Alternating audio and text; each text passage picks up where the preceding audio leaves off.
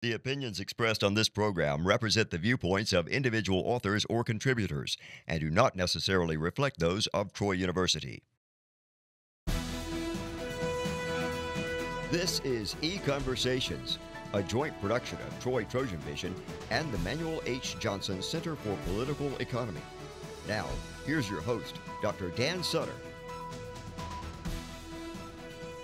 Hello and welcome to EconVersations. I'm your host, Dr. Dan Sutter of the Johnson Center for Political Economy at Troy University. Many people think that economics is all about money and that markets unleash the greediest among us to enrich themselves.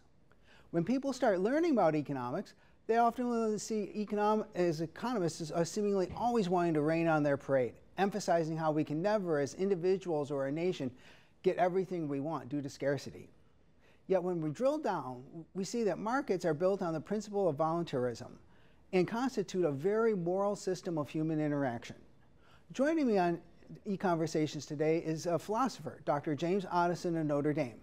Dr. Otteson's research lies at the junction of philosophy and economics, emphasizing the fundamental morality, equality, and dignity of a market economy.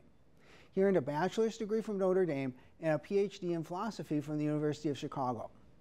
At Notre Dame, Dr. Otteson holds the John T. Ryan Jr. Professor of Business Ethics, where he also directs the Notre Dame Deloitte Center for Ethical Leadership. Prior to returning to his alma mater, he taught at the University of Alabama, Yeshiva University, and Wake Forest University. He has written or edited 12 books and more than 30 scholarly papers or book chapters. Today we'll be talking about his most recently published book titled 7 Deadly Economic Sins, which discusses some of the great economics fallacies, but from a decidedly philosophical perspective. Welcome to EconVersations, Jim. Thank you very much for having me. It's a pleasure to be with you. Well, let's talk a little bit in terms of overview of your book. One level, as an economist, I'd read this and see, like, okay, these 7 deadly sins, and we'll get into what they are in a moment, are some of the great fallacies of economics and some of the difficulties or some of the issues that people often have when they think about economics.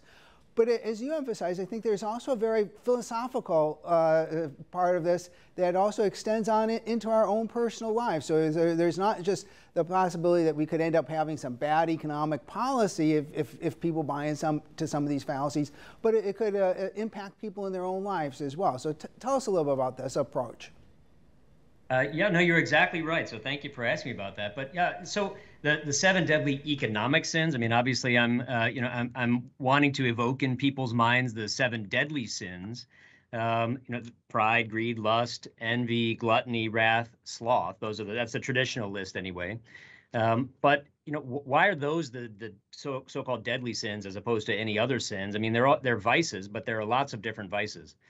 But I think the reason that those are keyed in, or traditionally have historically been sort of keyed in on as the deadly sins, is because they're not just vices that we have, but they seem to be things that we are peculiarly inclined to indulge in. So, gluttony, wrath, sloth, these just seem to be things that are really close to the human condition and the human situation. So they're very easy for us to indulge. They're very hard for us to master. Just when we think we've mastered one, we've realized that we're indulging or engaging in others. And I think something is similar to what I call, at least, the 7 deadly economic sins. So these two are sins, so-called sins, but these are mistakes in reasoning that we make that seem intuitively compelling. So we indulge them very easily, and in fact, they're almost, when you learn a little bit about economics, they almost seem counterintuitive, like the sins have to be true. But all the things, if you think about all the things that economists disagree on, and they do disagree on a lot of things, there are a few things that economic reasoning, and I think it's fair to say that a wide swath of economists have agreed on, that are not just mistakes in reasoning when we're thinking about policies, as you say, but also when we're thinking about really how to organize our own resources in our lives, our time, our talent, our treasure in our own personal lives. If we want to lead a life that's flourishing personally, not just for evaluating policies, say as citizens or as voters, but if evaluating our lives personally to enable us to lead flourishing human lives, I think we have to think about these same kinds of mistakes in reasoning. So then, You mentioned the traditional 7 deadly sins. Briefly tell us what are the 7 deadly economic sins? So I actually talk in the book. So I have 7 main sins that I call them, and then I have a few other ancillary sins that are sort of connected with them. So I sneak in a few extras here and there, but I'll mention a few. And maybe the first one that I mentioned, it's the first chapter of the book, is the idea that wealth is zero sum. So if you're not an economist, some of my best friends are economists, but as you know, not many people who are not already economists read what economists write, and so terms like zero sum and positive sum are not familiar terms to a lot of otherwise very well-educated people. But the first sin that I talk about, I call it wealth is zero sum, and this is the idea that the only way one person or one group or one country, if you like, can get wealthy is at the expense of another person or group or country.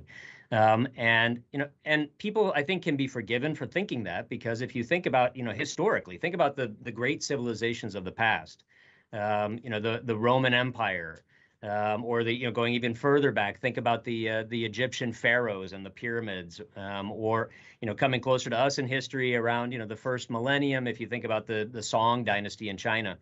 These great civilizations that human beings have created, almost all of them, if you ask, well, how did they get their wealth? Well, for the most part, the way they got their wealth was, in fact, through zero sum or maybe even negative sum transactions. But in other words, they got it by colonizing, stealing, enslaving, despoiling other people's property, taking other people's labor property, and and then depositing in one place. So that doesn't lead to an overall increase in wealth. That just moves it from one place to another. And I think what people think today, that first fallacy, I realize you want me to talk about all of them, but I'll just mention that first one, is that, because I think it is in some ways the central one, that people think that if I'm wealthier than you, or if I've become wealthy, the only way that could possibly have happened is if I did that at someone else's expense, by stealing it from somebody, defrauding somebody out of something. Somehow or other, I did something wrong. Even if we don't know exactly what you did wrong, we think the only way you can get wealthy is at somebody else's expense, because it's as if all the wealth in the world is fixed. And I think that's the first chapter of my book, the first what I call the 7 deadly economic sins. That's the first economic deadly sin. And in some ways, I think that's the most important.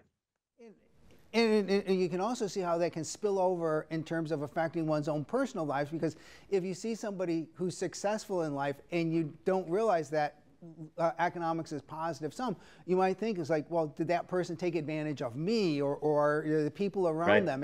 And you see, I guess you're just so naturally inclined to be jealous or more than jealous, just angry at somebody's success.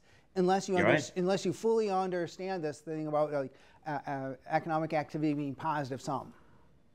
Right, and again, to be fair, I would say that there are many cases in which that's actually true. So many of the people who are wealthier than us, they did get it through corruption or cronyism or some version of stealing or leveraging asymmetry and knowledge or something. So all of those things absolutely do go on, and I don't want to suggest that they don't go on. But my argument is, and the claim I make in the book, is only that that's not the only way wealth can be created. And in fact, there are, in a market economy, in a well-functioning market economy, the main way wealth is created is through mutually voluntary and mutually beneficial, and so therefore positive sum transactions, where both sides or all sides of the transaction are made better off, not one side at the expense of another. Another of the 7 deadly sins that is very common is you label there is no great mind.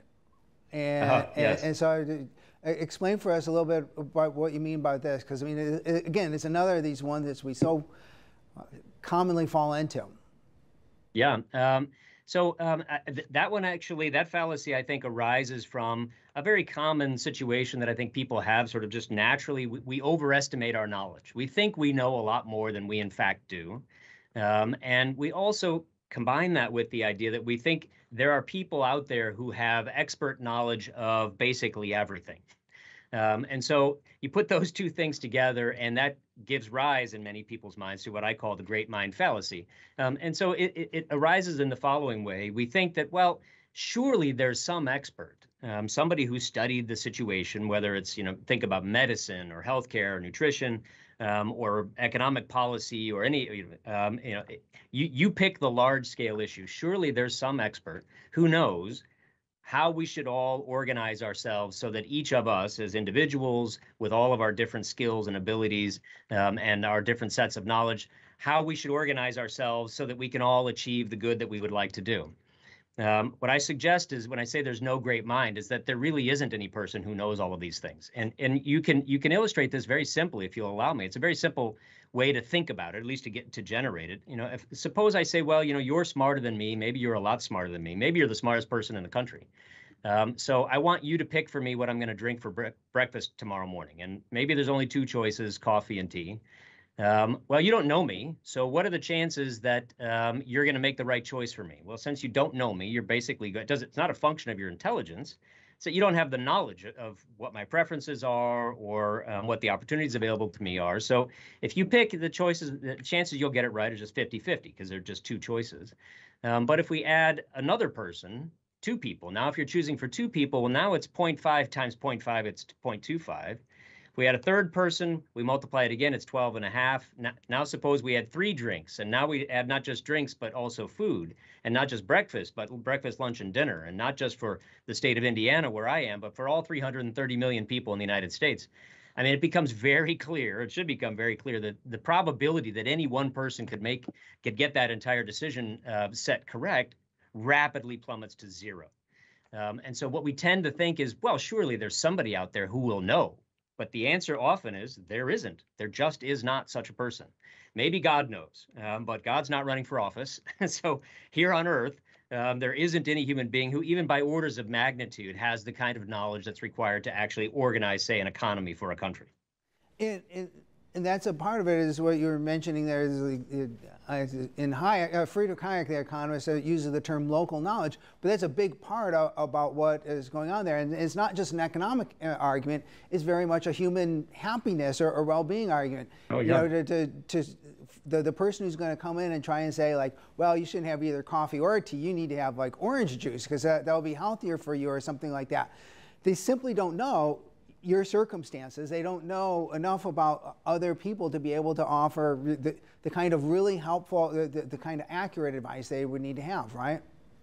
Right, and I think that's the kind of error of category that people often make. So if you think about medicine, for example, is there such a thing as medical expertise? Of course there is. I'm not a medical doctor, so are there medical doctors whose advice, if they gave it to me, I should listen to it? Yes, absolutely. So I'm not denying anything like that. But it would be, this is the kind of mistake that's easy to make. If we think about, say the federal government setting standards, nutrition standards, for the entire country, which they do. So they say you should have this much bread and this much salt and this much sugar and not more than this. They have all of these. Well, those things are only going to apply to the literally average person. So they're based on aggregate data. They're based on averages over large populations. So whether they apply to you or to me personally can only be known by someone who actually knows your particular circumstances or my particular circumstances. So that's why the first thing, if you go to a medical doctor, what's the first thing the medical doctor asks you is your history, but they would need to know about you. They don't need to know the averages, they need to know about you. And that's the only way they stand a chance of being able to know whether the general information they have, which is genuine, it's expert knowledge, but how or whether it applies to you, they can only know if they know your particular situation. So that distinguishes between, on the one hand, expert knowledge, and on the other hand, knowledge that's usable by any individual person.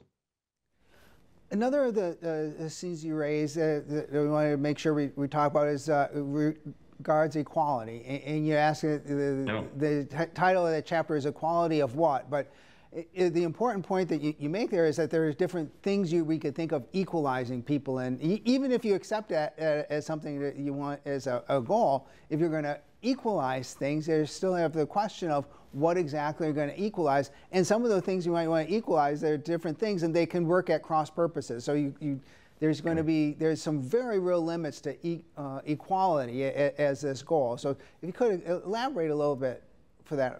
Yeah, no, You're exactly right about that. So I take my cue from Amartya Sen, the Nobel Prize-winning economist Amartya Sen, who first indicated, and I think he's right about this. He said just about every moral theory that has anything going for it at all, if you think about all the competing moral theories, any of them that we might actually subscribe to, are going to champion equality of some sense or other. There's going to be some kind of equality. That seems to be a core feature of just about any credible moral theory. But the problem is that many of the versions of equality, the different conceptions of equality, first of all, are inconsistent with one another. And second of all, might even be, as you say, at cross purposes. So if you champion one, it will come at the expense of another. Just to give you an example, so suppose you say, well, we want equality before the law. If that's the version of equality you want, all laws to apply to all people in the same way and not to make any distinction among different age groups or gender or any other kinds of demographic facts about people, if that's the version of equality we want to champion, well, then you're probably going to have a set of economic institutions that will allow people to have very different levels of wealth inequality. So you will have a great deal of wealth inequality in a society that has equality before the law. So, or by contrast, if you think about it the other way, well, what we want to do is equalize wealth. Okay, well, if you equalize wealth, then you're going to have to treat different people differently, which means you're no longer going to have equality before the law. And similarly with other kinds of equality, if you want equality of welfare or equality of benefit or equality of income, all of these different versions will require sets of institutions that will either preclude other versions of equality or enable various kinds of inequality to arise. And so the kind of philosophical issue I think that raises. So that's the first interesting point, is that if you want to pick a version of equality, what you have to do is say, why is that version of equality more important than any other?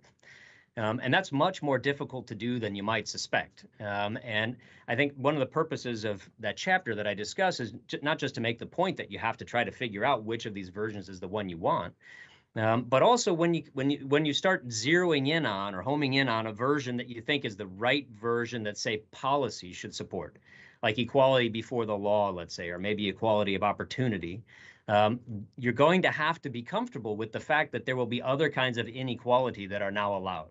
There's no such thing as equality of everything. That cannot possibly happen, not logically, and not in the world, in the real world as it is. You can't have that, so you're going to have to make a choice. In another chapters, we talk about the apparent contrast between economics and morality. You have a really great, you offer the really great question about the slogan, "People over profit," and that's often often offered by people as like this great fair way to organize the economy. But you end up arguing, and I think very well, arguing that it's actually quite selfish of somebody to make a claim about people over profit. So if you could take a couple minutes to explain this for us, because I think it's so fascinating, and I think it would be great for people to sort of understand how this comes about. Thank you. Yeah, that's kind of a counterintuitive claim and a controversial claim that I make too. But so often what people mean when they say people over profit. So, I mean, I think they have in mind companies that are willing to sacrifice the interests of, say, employees, possibly of customers or clients, but usually it's of employees, in order to make more money, to gain profit. So the criticism when we say, hey, it should be people over profits, is the implicit allegation that what you're really doing is favoring profits over people, and so you're willing to, to think about your employees as being expendable, so that you can increase your profits. So what I suggest and what I explore is the possibility that, well, suppose you're one of these employees who's let go. So a company is thinking, we need to reorganize, or, we're not doing as well as we thought, or we want to go into a new market, or whatever it is. The company decides to lay you off or lay some other people off, and your response is people over profits. What you mean by that in that particular case is you should keep me in employ. You shouldn't fire me, or maybe even you should not just keep me employed, but maybe also give me a raise.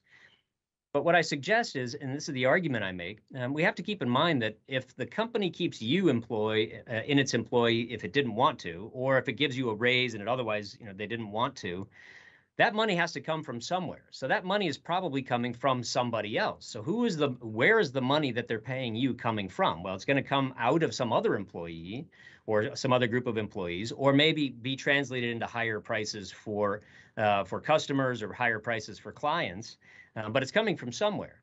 And so what that means is when you say people over profit in a case like this, what you're often saying is, I want you to pay attention to what I want, regardless of what's good for other people. In other words, even if it imposes costs on other people, I don't care about that because I want it. And that's what I say is, if that's the position, if that's really, if that's at the bottom of the argument you're making, that seems not to be a virtuous argument. That's not a moral argument. That sounds to me like a pretty selfish argument. I think that's when you see it that way, I think it's a very eye-opening way to get to that conclusion. It's not immediately obvious. Now, in another chapter where you talk about good is not good enough, you offer an example in there, and I think this gets to the kind of situation we often see in markets, and it's a tough one. You give the example of somebody's been running a coffee shop for many years. It's successful. Their customers are quite happy, but now an even better coffee shop comes in around the corner, and nobody wants to come to this to the coffee shop they've been going to for years and years.